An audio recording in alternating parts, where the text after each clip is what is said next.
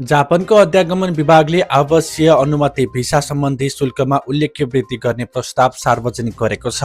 प्रतिनिधि सभाको न्याय समितिमा प्रस्तुत प्रस्ताव अनुसार अब 1 वर्षको भिसा नवीकरण वा परिवर्तनका लागि करिब 30,000 येन र 3 वर्षको लागि करिब 60,000 येन शुल्क लाग्ने व्यवस्था गरिने बताइएको छ। यसअघि 3 महिनाभन्दा कम अवधिका लागि 10,000 येन र 5 वर्षका लागि 70,000 येन र स्थायी बसोबास पिआरका लागि करिब 2 लाख येन शुल्क पुर्याउने संकेत दिइसकेको छ। हाल भने भिसा नवीकरण वा परिवर्तनका लागि 6,000 येन र पिआरका लागि 10,000 येन मात्रै लाग्ने गर्दछ। यो प्रस्तावित विधेयक पारित भएमा सन् 2026 देखि नयाँ शुल्क लागू हुने सरकारको तयारी रहेको छ।